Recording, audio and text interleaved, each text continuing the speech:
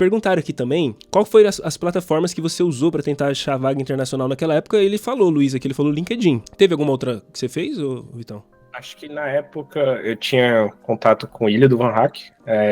Van Hack na época, porque, de novo, eu queria ir pro Canadá. Então, na verdade, plataforma por plataforma, o mais importante é eu via todas as que eu podia fazer free, eu colocava em todas. No momento principal, eu queria entender o porquê que eu não estava passando, né? Então, depende da sua estratégia. Eu acho que se você está procurando vaga para fora, se você já se sente qualificado, o que eu recomendaria? Se você já tem uma qualificação, você está só procurando o job, cara, lista as empresas que você quer entrar, e no lugar de mandar pelo LinkedIn, onde todo mundo vai mandar, você vê se conhece alguém da empresa, adiciona alguém que trabalha lá, manda mensagem para essa pessoa, pede para essa pessoa entregar o teu CV direto pro manager da vaga, entendeu? Tenta ir direto porque você já sabe para onde você quer ir. Se você está se testando para achar uma empresa internacional, não importa tudo. Tipo, você só vai ver onde é a empresa, ver como é que você manda currículo para lá e manda. Não importa se você manda 2, 3 vezes, só manda. Eu vi essa analogia, eu gostei muito dela, assim. A primeira coisa é você pegar um dardo e tentar acertar no círculo do meio de primeira. Não vai. Mas agora se você pega 100 deles, um vai cair lá em algum momento.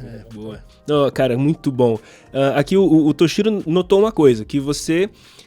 o seu ponto principal não era a Alemanha, você queria estar no Canadá, seria uma passagem, mas o que é que fez você ficar aí e não ir para outro país ou para uma outra empresa até esse momento? Acho que as oportunidades aqui, as coisas foram evoluindo, então eu já tinha... Burocracia é muito difícil, né? Então eu imagino que, olha, teve muita burocracia, ainda tem muita burocracia para eu estar aqui, e eu não estava tão disposto a resetar e passar por isso de novo em outro país, né? A questão climática, eu acho que foi uma coisa boa ter vindo para a Alemanha, porque se eu tivesse ido primeiro para o Canadá, talvez eu tivesse ficado ainda mais, vamos dizer assim, triste ou depressivo no frio, porque lá ainda é mais frio. São estilos de vida diferentes. Hoje eu acho que a ideia de morar no Canadá meio que mudei esse conceito na minha cabeça. Hoje eu já não vejo tanto, quero conhecer ainda, né? É um dos países que falta conhecer, mas hoje já não seria mais tão atrativo, né? Então, tudo hoje eu consigo ver, assim, questão de vivência, de vida, muito parecido, salários muito parecidos, né? Então, acho que até a cultura de trabalho lá talvez já não seja a melhor ou melhor do que aqui, então para mim isso conta bastante também. E é muito isso que eu até comentei um pouquinho antes, né? Eu também, como eu tinha esse sonho de trabalhar, morar, fui muito pequeno de morar, porque logo eu fui entendendo quais seriam os contras, porque primeiro a gente pensa nos prós, né? Não, cara, vai ser isso, vai ser aquilo e tal, mas na hora que eu fui percebendo alguns contras, eu falei, cara, eu acho que eu, nas minhas dificuldades, não me adaptaria tão bem quanto você se adaptou, por exemplo, né? E a gente vai mudando mesmo, algumas coisas vão mudando, né? Perguntaram também quanto tempo que foi de você iniciar o processo até você conseguir chegar a estar morando aí? Foi mais ou menos assim, quando eu recebi o diagnóstico que tinha que mudar um pouco meu estilo de vida, porque tava muito mal, né, eu tive esse problema na coluna, passei 3 meses estudando, assim, loucamente, inglês e como fazer as entrevistas, né, então, no final desses 3 meses eu estava fazendo as entrevistas, e aí foi quando eu recebi a proposta, depois eu fiquei trabalhando 3 meses remoto no Brasil, e depois eu vim pra cá, e aí pra cá eu fiquei mais ou menos ainda uns 6 a 8 meses até receber, já estava aqui, né, você demora um pouco para receber o seu, digamos assim, visto, né, eu tinha um visto de trabalho, e aí depois eu tinha que atualizar para um visto mais permanente, e aí continua até hoje, por exemplo, hoje eu com o meu tempo aqui de contribuição, porque assim, ainda não falo muito bem alemão, isso é uma coisa difícil que eu tenho que trabalhar, mas digamos que se eu tiver o nível B1, eu já conseguiria pedir, por exemplo, residência permanente, que me dá direito ao passaporte, por exemplo, né, eu poderia ter um passaporte europeu. Ô, louco. Que ano que você começou a buscar isso? Era o ano de... Vai ser difícil lembrar, mas faz mais 6 anos, faz quase 7 anos. 7 anos. Quase 7 anos atrás. É um bom tempo. Não, só pra entender o tempo que você... Então quer dizer que hoje o único fator que te impede de ter, no caso do passaporte, vai ser a língua, né? Treinou a língua, já tem ele. Mas pra ter uma situação estável de trabalho, se você for adicionar todo o tempo, foi mais ou menos assim 1 ano. Cara, é pouco tempo, né, cara? Pouco tempo. E assim, o pessoal tem que pegar desde o começo a sua história do que a gente tava contando. Que tinha coisas... Assim, tecnicamente você tava bom, é que você só achava que não tava. Mas tinha um ajuste outro técnico. Mas o inglês, pô, cara, que você foi... Então, pra uma galera do Brasil, às vezes é só questão do inglês. Tirar os outros bloqueios, né? Porque tem essa galera... E eu acho que é legal, Vitor, eu acho que assim... Se você soubesse, se alguém falasse pra você, sem faculdade você não vai, eu acho que talvez teria te dado um bloqueiozinho. Talvez você teria que ter terminado sua faculdade. E muita gente ouve isso. Esse é o problema da internet, né? Você tem muita informação boa, mas também tem muita gente falando coisas que da cabeça.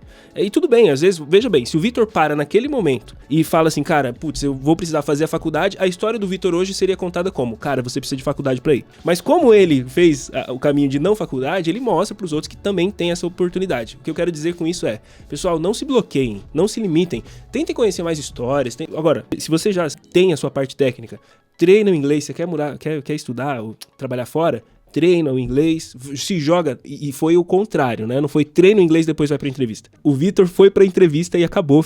Nas entrevistas ele foi treinando e aprendendo, até perguntaram ele se você já explicou como que fez pra melhorar o inglês. Sim, ele explicou, ele falou que é seriado, ficar falando inglês em voz alta em todo lugar, em todas as oportunidades da vida, tudo se jogou no inglês pra sempre e acabou, pra poder mandar muito bem. Cara, bom, hein, Vitão? Que animal essa história, hein, cara? 7 aninhos. A stack atual é a mesma que te ajudou a entrar na época ou são diferentes? Não, bem diferente. Então conte pra mim a que ajudou a entrar na época e qual que é a atual. Primariamente eu sou front-end, então comecei por ali, acho que por causa da comunidade também, né? JavaScript foi o start. Na época, eu trabalhava muito com Ionic, porque eu desenvolvia para mobile, e era basicamente Angular Framework que a gente utilizava. Então, eu estudei muito essas duas linguagens. E aí, quando eu fiz o processo, estava começando mais ou menos ali as pessoas a migrarem para React, né? Então, assim, eu não tinha muita familiaridade com React. Então, quando eu vim para cá, foi que eu comecei a trabalhar com React. Então, no Brasil, eu estudava Angular, né? Eu estudava Ionic. Hoje eu já mexo com outras coisas, né? Então, assim, hoje, sei lá, de linguagem de front-end ainda é JavaScript, mas frameworks mudam sempre. Hoje, o que resolveu o problema, na verdade, mas hoje Next e todo o ecossistema ao redor do Next, de back-end, pode ser Python, Go ou Node. Então, tipo, são as linguagens que eu já programei, ainda programo diariamente, basicamente, em todas elas. Eu não diria nem stack, sabe? Assim, acho que não me foi cobrado stack. Eles não pediram pra eu... você sabe framework X? Na verdade, sabe o que eles me pediram? Que foi muito bom que eu trabalhei para ter, foi um portfólio. Porque, como eu mencionei para você, acho que nessa entrevista, na qual eu falei para o CTO para a gente agilizar o processo, ele já estava pronto para fazer uma entrevista técnica com 2 desenvolvedores e aí me colocar no meio para a gente criar. E ele simplesmente perguntou, você tem um portfólio que eu posso olhar? E eu não tinha muitos projetos, que eu não acredito em muitos projetos, mas eu tinha 3 projetos muito bons. E eu mandei esse link para ele. Ele falou, beleza, eu já sei que você sabe programar, vou mandar você para a próxima fase. Então, isso me ajudou muito mais do que simplesmente me preocupar qual lib eu ia usar, qual tecnologia eu estaria utilizando, porque acho que não era tão importante. Eu não acho que seja tão importante. Essas coisas. Não, animal. E outra, você já passou por essa fase também, não sei se ainda tá atualmente, de fazer as contratações, né? Você olha mais pro quê? Você olha pra stack? Então. Às vezes a gente ainda olha mais pra linguagens de programação, mas se for algo que seja muito específico para a vaga, certo? Então, se for alguma vaga, por exemplo, algo muito nichado, ainda vale a pena a gente dizer, mas nunca é um fator que vai te bloquear na entrevista. Tipo, eu nunca vou parar um desenvolvedor porque ele só tem experiência com PHP, né? Se for eu vejo a experiência dele. O que você fez, o que você tem, e aí isso é mais importante em si do que a linguagem por si só, né? Isso só vai ser um fator importante se a gente tiver empatado entre 2 currículos muito bons e um tiver um pouco mais próximo das ferramentas que a gente trabalha.